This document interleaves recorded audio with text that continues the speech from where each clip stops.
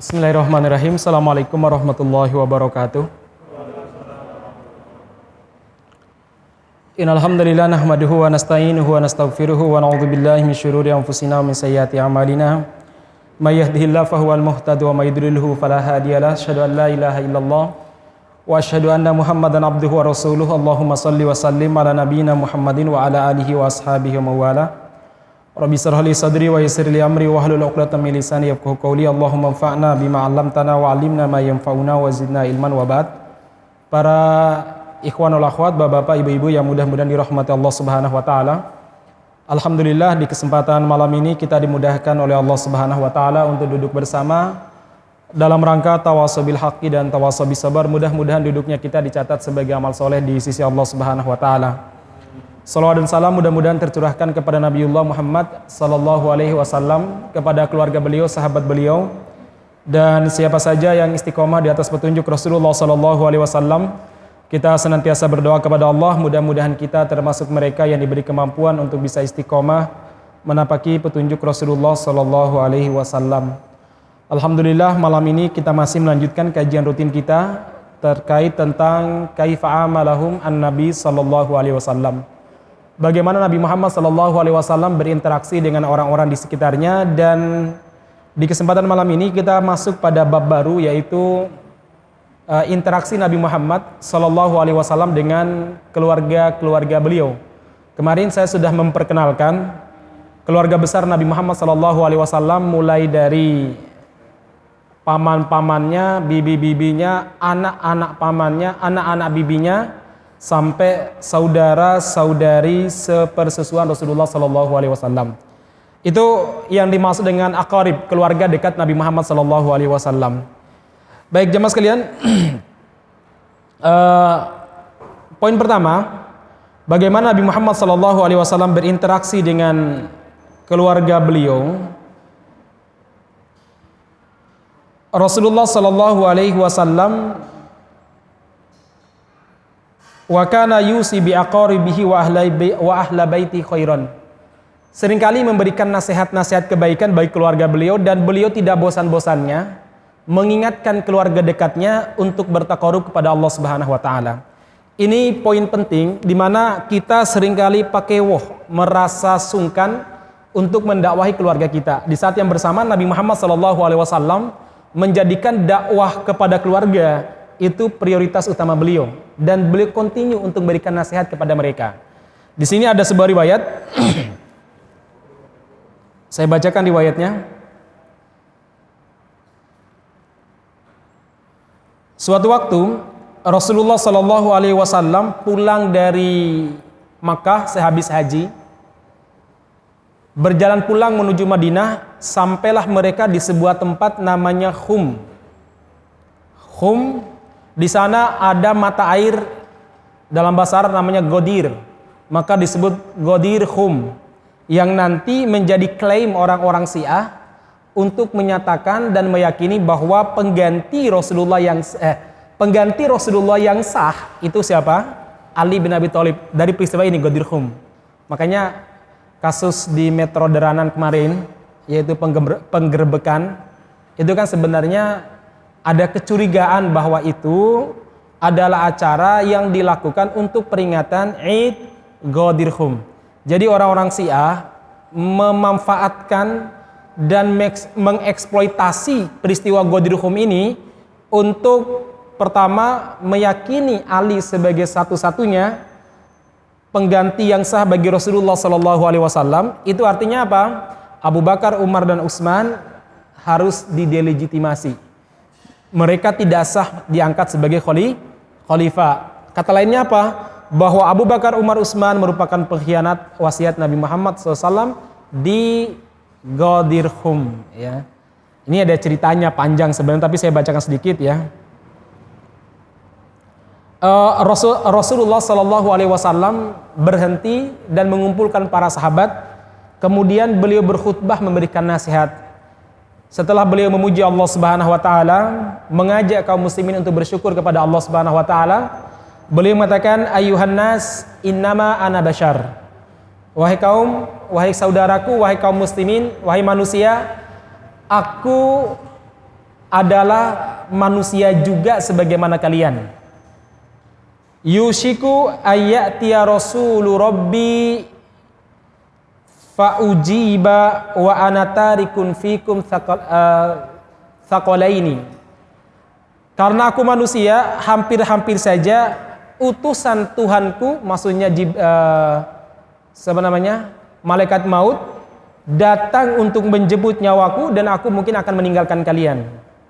Jadi Nabi sudah punya perasaan, sudah ada rasa bahwa beliau sebentar lagi akan wafat. Kemudian beliau memberikan nasihat, wa ana tarikun fikum thaqalaini. Saya tinggalkan untuk kalian dua perkara agung, dua thaqal, dua perkara yang sangat agung, yang sangat berat. Apa itu? Awwaluhuma kitabullah. Yang pertama adalah kitabullah, yaitu Al-Quran. Fihi al-huda wan nur. Dalam Al-Quran ada petunjuk kehidupan bagi kalian dan ada cahaya bagi kegelapan hati kalian. Man istamsaka bihi wa akhadha bihi kana 'alal huda. Barang siapa yang berpegang teguh dengan Al-Qur'an dan menjadikannya sebagai pedoman hidupnya, maka dia pasti berada dan senantiasa berada di atas petunjuk. Wa man akhta'ahu dhalla, dan barang siapa yang menyimpang dari Al-Qur'an itu pasti sesat.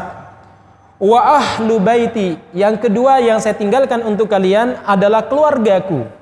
Ahlu baiti adhkurukumullaha fi ahli baiti. Saya ingatkan kalian tentang Allah untuk menjaga keluargaku. Udzakirukumullah fi ahli baiti, dan aku ingatkan kalian supaya berbuat baik kepada keluargaku. Udzakirukumullah fi ahli baiti. 3 kali Nabi Muhammad mengatakan, saya peringatkan kalian dan saya ingatkan kalian karena Allah untuk bisa berbuat baik kepada keluargaku.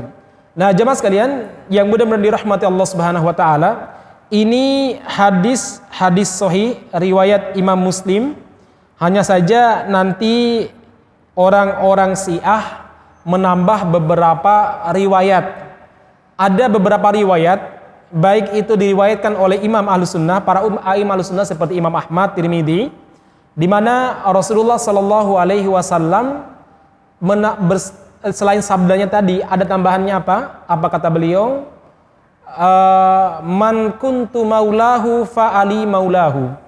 Barang siapa yang menjadikan aku sebagai pemimpinnya, maka Ali juga merupakan pemimpin bagi dia. Nah, kalimat-kalimat inilah yang dieksploitasi orang Syiah, bahwa Ali merupakan pengganti yang sah Rasulullah Shallallahu Alaihi Wasallam. Padahal riwayat tambahan ini ada perbedaan pendapat di kalangan para ulama, sahih dan dhaifnya. Dan ternyata para perawinya tambahan ini semuanya adalah perawi tasyayyu. Apa tasyayyu? Tasyayyu itu perawi yang rodo-rodo cenderung ke Syiah, walaupun dia orang Syiah, walaupun dia bukan orang Syiah, tapi rodo-rodo cenderung ke Syiah. Nah, dalam disiplin ilmu hadis, kalau ada hadis yang diperdebatkan kesohihannya, kemudian hadis tersebut diriwayatkan oleh ahlul bidah atau orang yang cenderung kepada sebuah kebid'ahan, dan hadis ini mendukung kebid'ahannya atau kecenderungannya kepada kebid'ahan tersebut, maka para ulama Ahlussunnah wal Jamaah menghukumi hadis tersebut dhaif. Tambahannya adalah dhaif, ya. Jadi ini orang Syiah. Parahnya orang Syiah itu mereka mengambil riwayat ini tapi mencacatkan riwayat lain, ya. Ini ambil yang enak-enak aja. Yang jelas begini jemaah sekalian, dalam hadis ini Rasulullah Shallallahu Alaihi Wasallam mengingatkan kita untuk berpegang teguh dengan 2 hal. Yang pertama kitabullah, di mana kalau kita berpegang teguh dengannya, jaminannya adalah petunjuk, jaminannya adalah hidayah, jaminannya adalah cahaya. Di saat kita punya banyak masalah, insya Allah kita akan diberi cahaya oleh Allah Subhanahu Wa Taala dalam kegelapan pikiran kita, kegelapan hati kita saat kita berpegang teguh dengan Al-Quran. Ini janji jamaah sekalian, janji dari Allah Subhanahu Wa Taala. Makanya ma'asyiral muslimin yang mudah-mudahan dirahmati Allah Subhanahu Wa Taala, Rasulullah SAW pernah mengingatkan, Innallaha yarfa'u bihadal kitabi aqwaman wa yad'u bihi akharin. Allah Subhanahu wa taala mengangkat derajat sebagian orang yang berpegang teguh dengan Al-Qur'an dan merendahkan sebagian lainnya. Maksudnya, mereka yang menolak untuk berpegang teguh dengan Al-Qur'an, mereka akan direndahkan oleh Allah Subhanahu wa taala. Termasuk yang ngambil sebagian surat atau sebagian syariat, menolak sebagian syariat. Ya. Syariat jilbab dipermasalahkan, cadar guru dipecat. Dosen dipecat. Kemudian ada rektor yang berani membuat aturan tidak boleh bercadar di kampus. Jadi seakan-akan dia lebih tinggi daripada Allah di kampus ya. Kemudian syariat-syariat lainnya, jihad, riba dan lain sebagainya ditolak. Lalu wakaf ya diterima. Ini susah ini, betul ya. Saya ingatkan diri saya terutama ya dan jamaah sekalian. Allah berfirman, "Afatu'minuna bi ba'dil kitab wa takfuruna bi ba'd, fama jazaa'u may yaf'alu dzalika minkum illa khizyun fil hayatid dunya wa yaumal qiyamati yuradduna ila asyaddil adzab." Ini jelas sekali Al-Qur'annya. Mudah-mudahan para kiai yang mendukung ambil sebagian dan menolak sebagian merenungi ayat ini. Apa kata Allah Subhanahu wa taala? Wahai kaum muslimin, walaupun sekali lagi ayat ini turun terkait tentang ahlul kitab, orang-orang Yahudi yang mengambil sebagian Taurat dan menolak sebagian Taurat, tetapi dalam kaidah tafsir ada istilah adalah apa? Yang namanya hukum itu al-ibrah bi umumil lafzi la bi khusus sabab. Ini kaidah pasti dalam ilmu tafsir. Apa itu? Kita mengambil sebuah hukum berdasarkan keumuman lafaz tanpa harus membatasi karena sebuah sebab. Artinya, walaupun ayat ini berbicara tentang orang-orang Yahudi yang mengambil sebagian Taurat menolak sebagian, tapi karena lafadznya umum, nggak disebutkan ahlul kitab, maka ini juga berlaku bagi umat Islam juga. Maka ada istilah al-ibrah bi umumil lafzi la bi khusus sabab. Ya, pengambilan hukum dalam nas-nas syar'i, terutama dalam Al-Qur'an, berdasarkan keumuman lafadz lafadz dalil, tanpa membatasi pada sebab diturunkan asbabun nuzul atau sebab adanya hadis asbabul wurud bahasanya. Nah, ma'asyiral muslimin, Allah mengatakan, "Afatu'minuna bi ba'dil kitab?" Apakah kalian beriman kepada sebagian kitab? Sebagian syariat kalian ambil, wa takfuruna bi ba'din, dan kalian menolak sebagiannya. Fama jazaa'u may yaf'alu dzalika? Tahu kalian apa konsekuensi orang seperti itu? Illa khizyun fil hayati dunya, di dunia akan direndahkan oleh Allah. Wa yaumal qiyamati yuradduna ila asyadil adzab, dan di hari kiamat akan disiksa siksaan yang paling pedih. Asyad itu ismut tafdil, sama dengan akbar, a'zam, paling besar, paling pedih. Yang ringan aja bisa membakar kepala kita, apalagi yang paling berat, jamaah sekalian. Nah, jamaah sekalian, ini poin pertama yang dinasihatkan oleh Nabi Muhammad di Khum, yang oleh Syiah disebut Ghadir Khum ya. Terus poin kedua adalah apa? Berbuat baik kepada ahlul bait. Sekali lagi teman-teman sekalian, ini kita nggak boleh iri nih. Kita nggak boleh iri.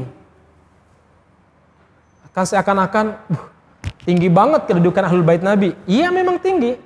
Karena Allah Subhanahu wa taala memberikan keutamaan kepada sebagian orang dan tidak memberikan kepada sebagian orang. Kita samina wa ta'na kalau itu adalah ahlul bait. Cucu-cucu Nabi.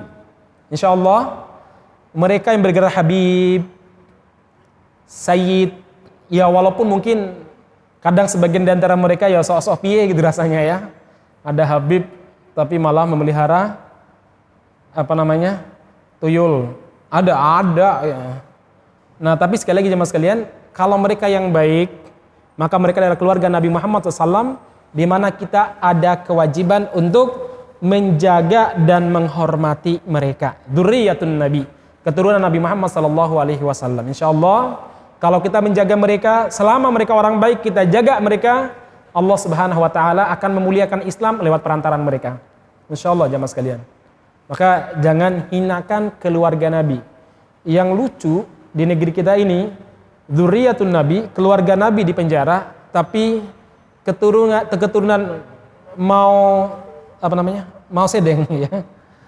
ya keturunan Mao Zedong, ya keturunan orang-orang Cina, keturunan babi dan monyet, orang-orang Yahudi justru dihormati. Ini nggak benar, ma'asyiral muslimin. Keturunan Nabi itu salah satu itratullah, yaitu tali Allah yang Allah turunkan di bumi ini. Ada riwayat lain yang menyebutkan demikian, bahwa keturunan Nabi ada dua, ya.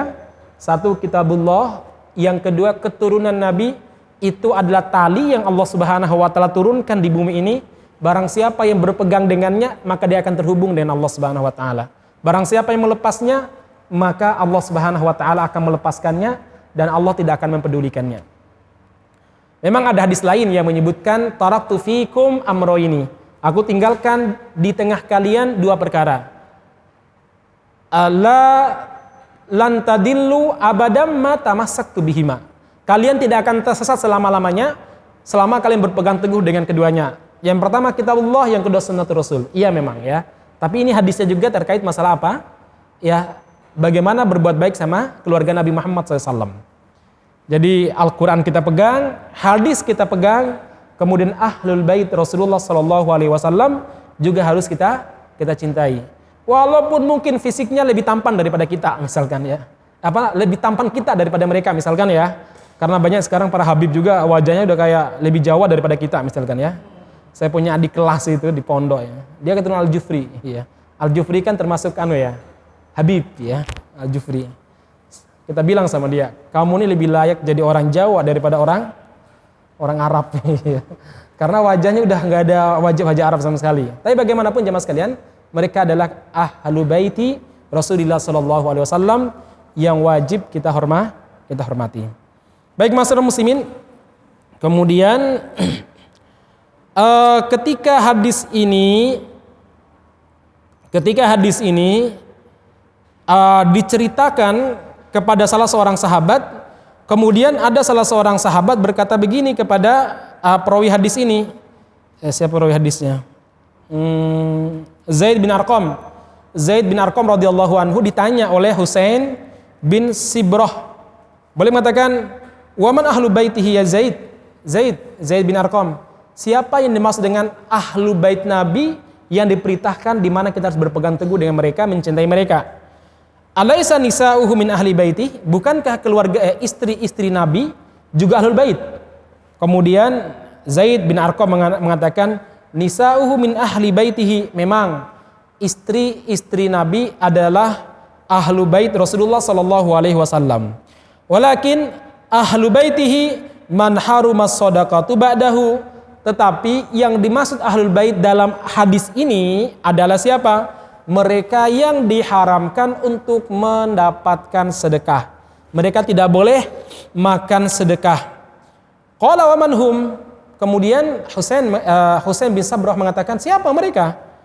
Kemudian Zaid bin Arqam menjawab, satu, hum alu Ali dan keturunannya.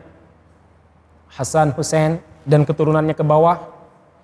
Kemudian yang kedua, alu Uqail, sepupu Nabi. Wa alu Ja'far, juga sepupu Nabi. Wa alu Abbas, dan keluarganya Al-Abbas. Siapa Al-Abbas? Al-Abbas bin Abdul Muttalib, yaitu paman Nabi Muhammad SAW, sak keturunannya ke bawah. Mereka ini tidak berhak dan tidak boleh mendapatkan sedekah. Nggak boleh. Bolehnya apa? Hadiah. Ya. Maka bagusnya kalau kita berjumpa dengan para keluarga Nabi, jangan kasih sedekah. Dikasih apa? Hadiah. Jemaah sekalian yang mudah-mudahan dirahmati Allah Subhanahu wa taala, Abu Bakar radhiyallahu anhu pernah berkata, "Walladzi nafsi biyadihi, demi Allah, la qarabatu Rasulillah ahabbu ilayya an asila min qarabati." Demi Allah, saya menyambung kekerabatan dengan keluarga Nabi jauh lebih aku cintai daripada menyambung kekerabatan dengan keluargaku sendiri. Masya Allah. Ini apa? Panggilan iman jamaah sekalian. Nek dipikir-pikir ya, gimana gitu? Ada orang yang dilebihkan daripada kita misalkan? Enggak. Ini panggilan iman, ma'asyiral muslimin. Ketundukan Abu Bakar, ketundukan iman. Bahkan Abu Bakar juga pernah mengatakan, irqabu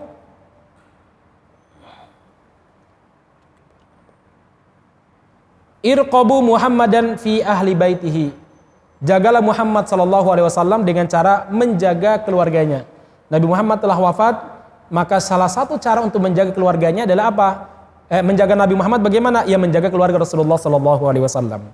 Makanya jamaah sekalian, di antara tradisi para sahabat, terutama para khulafaur rasyidin, mereka ini sangat menghormati keluarga-keluarga Nabi Muhammad SAW, dan mereka penghormatannya jauh lebih tinggi daripada penghormatan kepada siapapun. Jadi pada zamannya Abu Bakar, beliau sering menyisakan sebagian sebagian infak atau sebagian hadiah dari ghanimah dan lain sebagainya, beliau sisakan untuk keluarga-keluarga Nabi Muhammad SAW. Bahkan Umar bin Khattab radhiyallahu anhu itu pernah memberikan putri raja kepada Husain. Jadi suatu waktu ketika perang Nahrawan dan perang Qadisiyah, yaitu perang melawan orang-orang Persia, umat Islam berhasil mengalahkan Raja Persia dan berhasil membunuh Panglima Besar Persia, namanya Rustum. Ya. Kemudian jamaah sekalian, di antara yang menjadi tawanan kaum muslimin, yang ditawan oleh Sa'ad bin Abi Waqqas adalah putri Raja Persia terakhir. Siapa yang nama Raja Persia? Saya agak lupa. Putri Raja Persia terakhir. Nah, dia ini sangat cantik sekali dan sangat muda. Namanya putri raja, apalagi putri Raja Persia ya, gadis Persia. Lalu Sa'ad bin Abi Waqqas merasa bahwa yang paling layak untuk memilikinya adalah Sayyidina Umar bin Khattab radhiyallahu anhu. Akhirnya dibawalah putri ini ke hadapan Sayyidina Umar. Putri ini adalah putri, saya ingat, Yazdajrid nama raja terakhirnya. Jadi kaisar Persia terakhir sebelum runtuh itu namanya Yazdajrid. Nah, ini putrinya. Umar melihat anaknya masih muda, cantik lagi. Apa kata Umar? Kalau saya sudah tidak terlalu berhasrat kepada wanita, umur saya sudah tua, saya akan mencarikan laki-laki yang sepadan dengan perempuan ini. Maka beliau memanggil Husain bin Ali bin Abi Thalib, cucu Nabi Muhammad SAW, dan menghadiahkannya kepada Husain. Sehingga saya namanya Syahbannah, ya, putri daripada Raja Persia Yazdajrid. Dan Syahbannah ini itulah yang membuat orang-orang Syiah sangat-sangat hormat kepada Husain dibandingkan dengan Hasan maupun Ali. Kenapa? Karena Husain itu menikah dengan putri Raja Persia terakhir, Yazdajrid. Baik, tadi mati ya. Selanjutnya jamaah sekalian, kita masuk pada poin berikutnya. Di antara kebiasaan Nabi Muhammad SAW adalah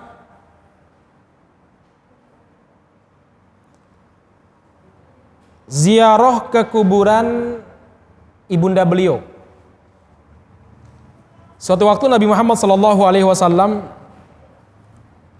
berziarah ke makam sang ibunda beliau, yaitu Aminah.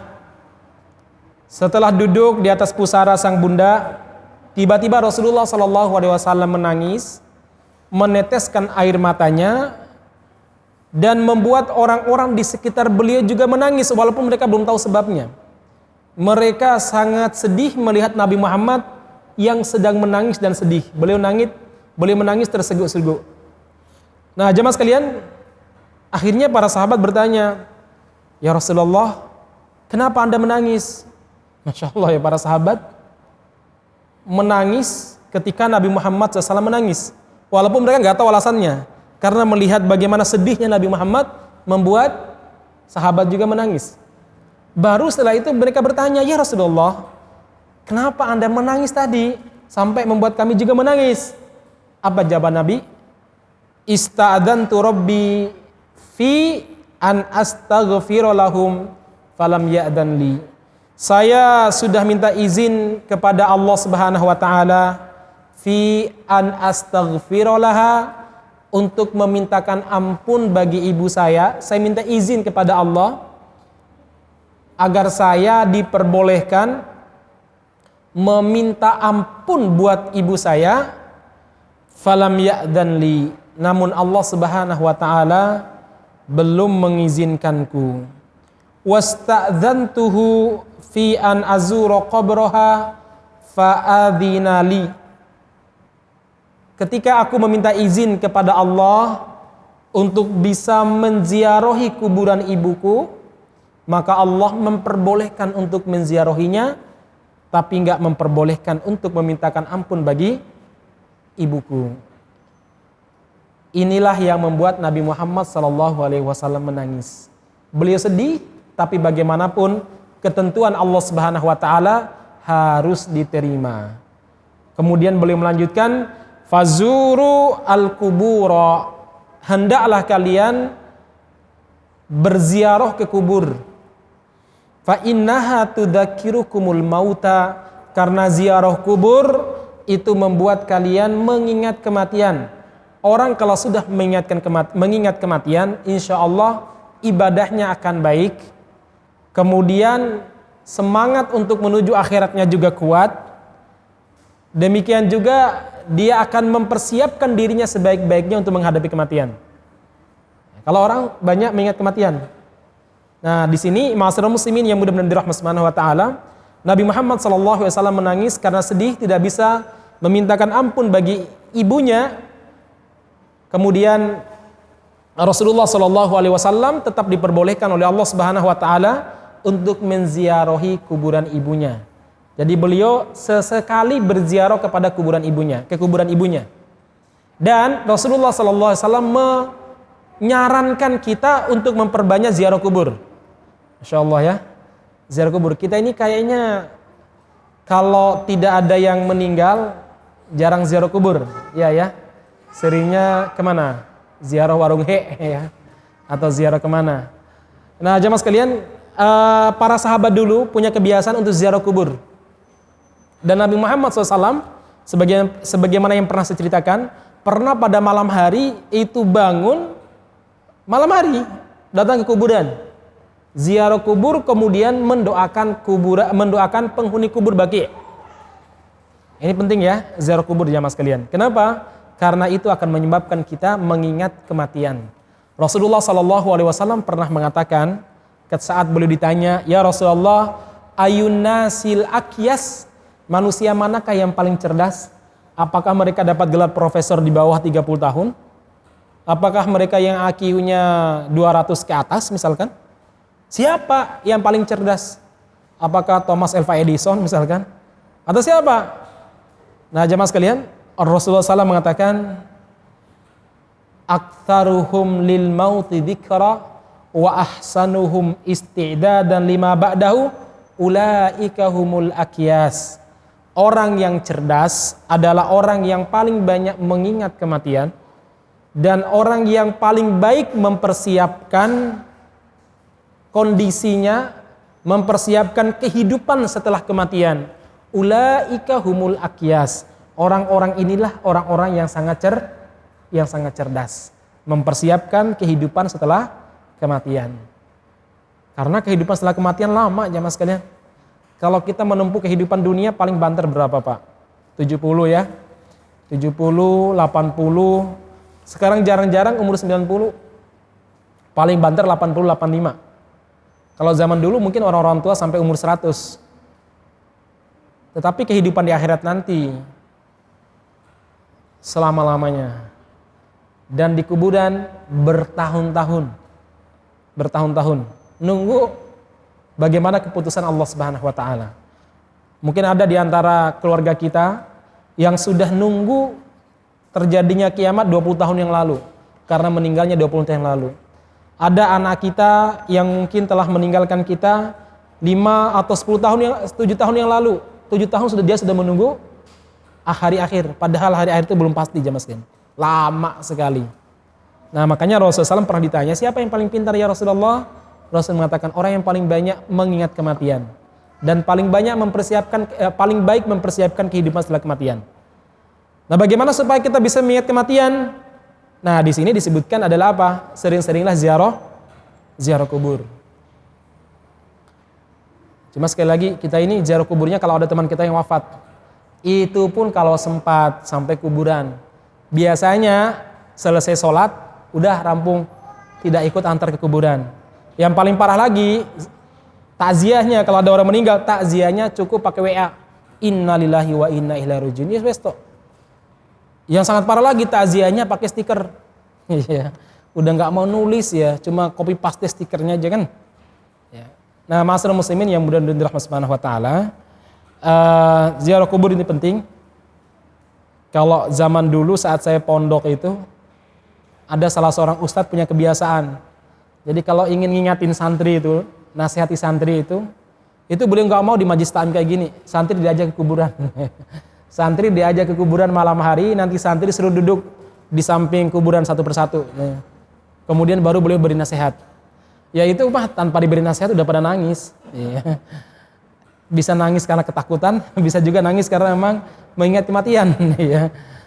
Beberapa kali awal-awal saya masuk pondok dulu ya, udah dibawa langsung kuburan malam jam 2 atau jam 3 itu.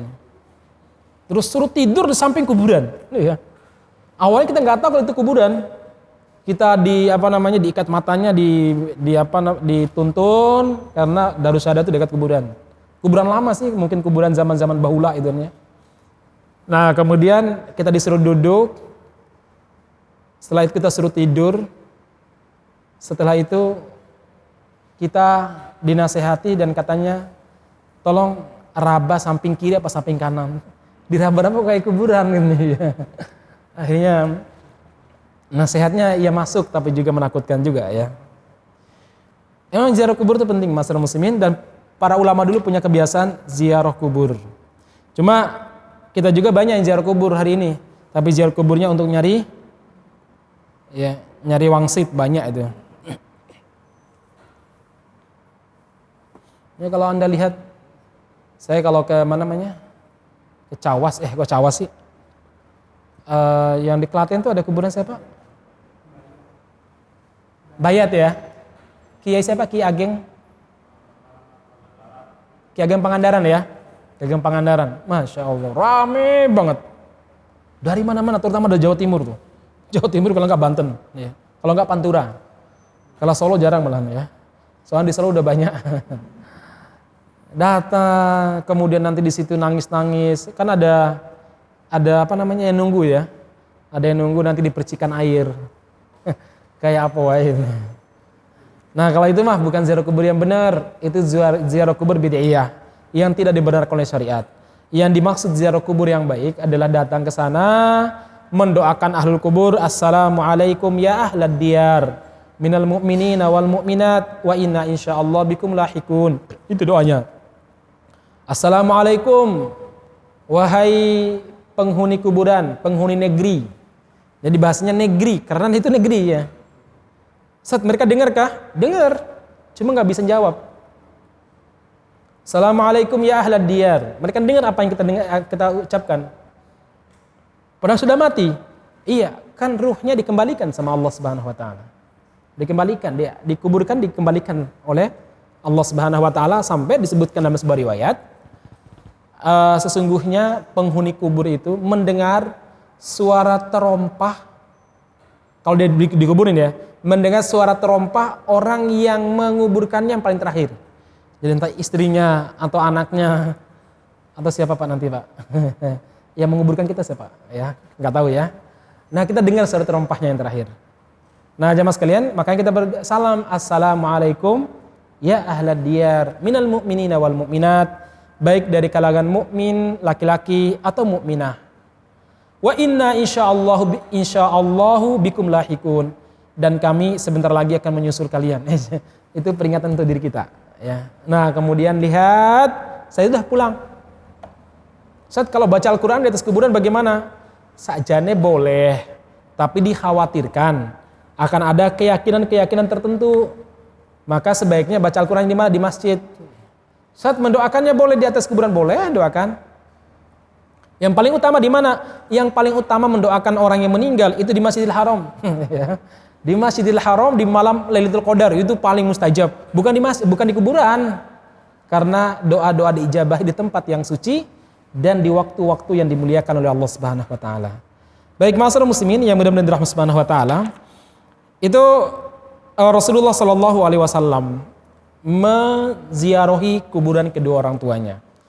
Jadi sesekali kita ziarahi kuburan keluarga kita yang telah meninggal. Entah itu teman kita, orang tua kita, nenek, kakek kita, atau suami kita, istri kita, atau anak kita. Ziarahilah jemaah sekalian. Enggak apa-apa ibu-ibu, bapak-bapak, misalkan Anda ini orang Wonogiri sana misalkan, sesekali saat pulang mampir di kuburan eyang, kemudian mendoakan, boleh, sekaligus mengingatkan diri kita tentang kematian. Yang enggak boleh itu kalau cari wangsit, ya. Yang enggak boleh itu kalau Anda melakukan hal-hal yang bid'ah. Itu yang enggak boleh. Kalau bawa ceret sama bunga, nyiram bunga, tabur bunga di kuburan boleh kah Ustadz? Nah ini ada khilaf di kalangan para ulama. Kalau saya pribadi tidak, karena saya sudah mempelajari dalilnya dan saya melihat bahwa itu hanya diperbolehkan pada zaman Nabi dan itu pun Nabi yang melaksanakannya. Para sahabat nggak melaksanakannya.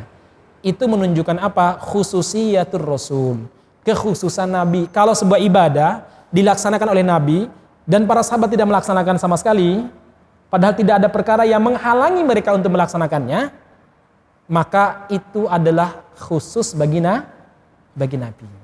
Ya, khusus bagi Nabi.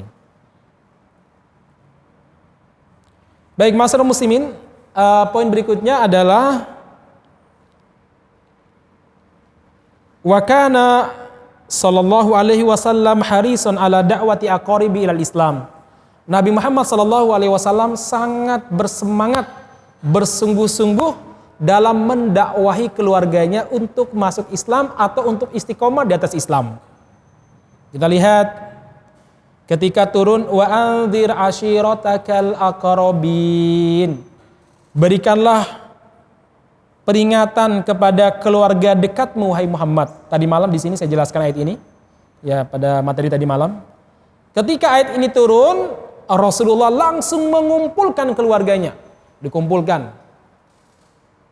Kemudian dikasih makan enak. Tapi ternyata belum mulai ceramah, Abu Lahab sudah membuat kekacauan. Dia sudah ngomong macam-macam, Muhammad kamu begini-gini, membuat suku kita malu dan lain sebagainya. Akhirnya ricuh.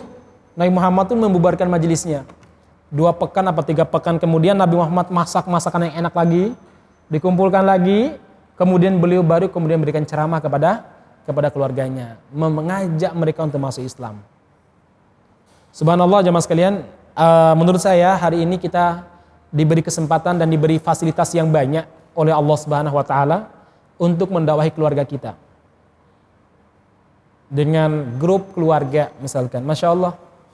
Grup keluarga itu kalau kita nggak isi dengan tausiah, nanti keluarga-keluarga kita yang jauh dari Islam atau yang masih awam keislamannya malah ngisi dengan hal-hal yang tidak baik. Maka isilah dengan hal yang baik. Dan sebaiknya isi hal-hal yang sudah disepakati dulu. Jangan isi dulu dengan hal-hal yang mungkin belum disepakati. Contoh ya, saya itu punya teman, dia seorang pengusaha di Gentan itu. Dia cerita, Ustaz, grup keluarga saya itu gayeng terus sampai hampir dibubarkan. Kenapa? Karena satu projo, sebagian projo, sebagian anti Jo ini ya. Paham ya? Pro Jokowi sama anti Jokowi. Wah, rame katanya ya. Rame ya Mas sekalian. Akhirnya setelah itu kita buat kesepakatan, udahlah. Grup tidak boleh bicara politik. Kita bicara hal-hal yang sifatnya kekeluargaan dan hal-hal yang sifatnya yang disepakati. Contoh, mati kan disepakati kan, sama-sama mati kan? Nah, monggo.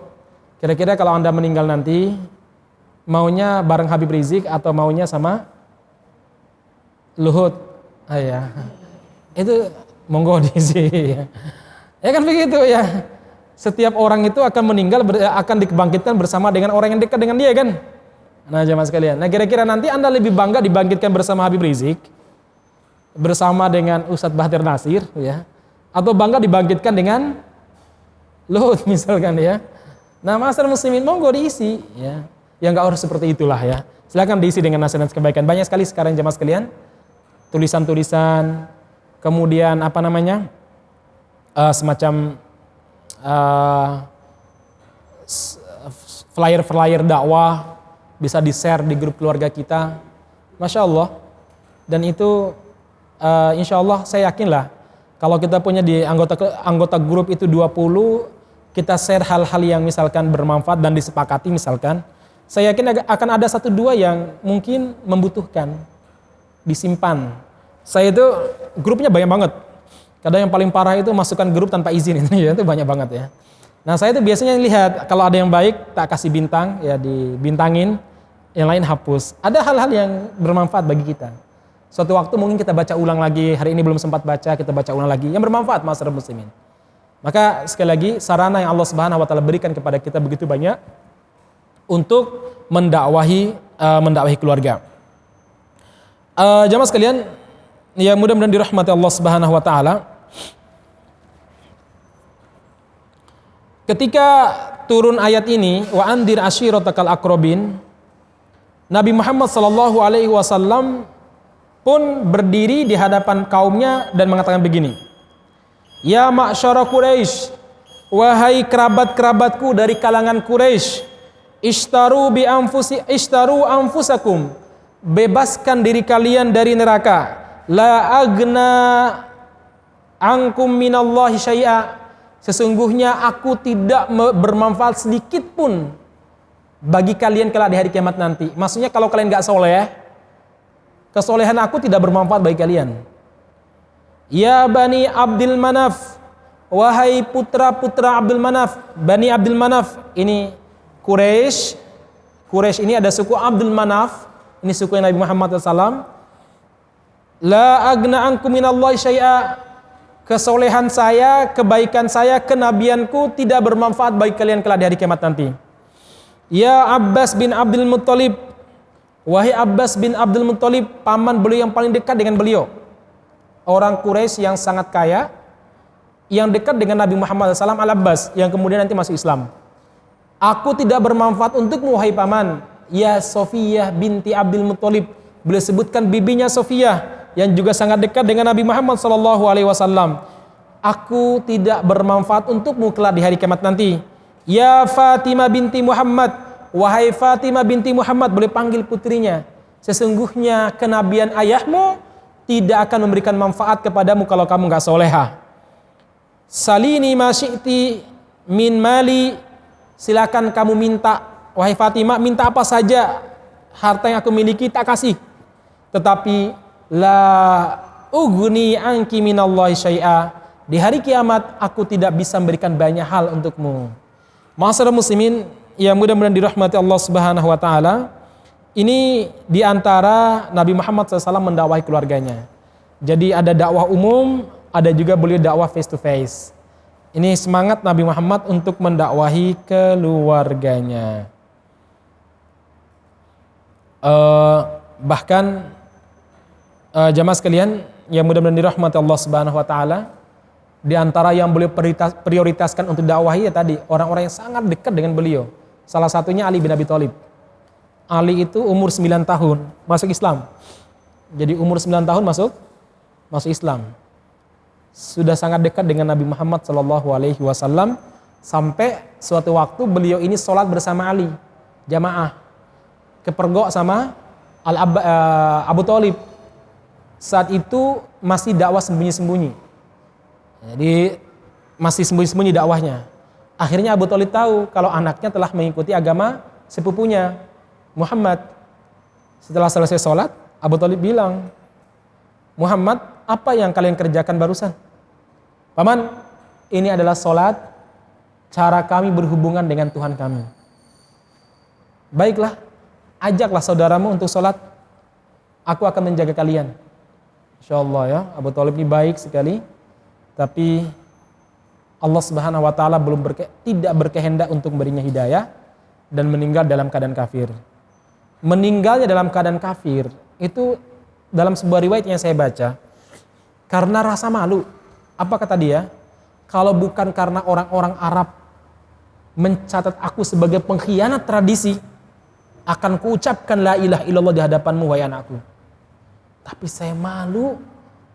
Kalau nanti aku meninggal, aku tercatat sebagai orang yang mengkhianati tradisi dan budayanya orang-orang Arab. Sementara aku adalah seorang tokoh. Akhirnya meninggal dalam keadaan kafir. Ternyata memang kedudukan itu berbahaya juga, jamaah sekalian. Membuat orang malu, sungkan untuk berbuat baik karena khawatir dianggap melanggar tradisi atau budaya. Baik masyarakat muslimin, saya kira ini pun sampaikan, mudah-mudahan bermanfaat. Barakallahu fikum ajmain. Mohon maaf kalau hal yang kurang berkenan. Kita akhiri dengan doa kafaratul majelis. Subhanakallahumma rabbana bihamdika asyhadu an la ilaha illa anta astaghfiruka wa atubu ilaik. Alhamdulillahirabbil alamin. Assalamualaikum warahmatullahi wabarakatuh.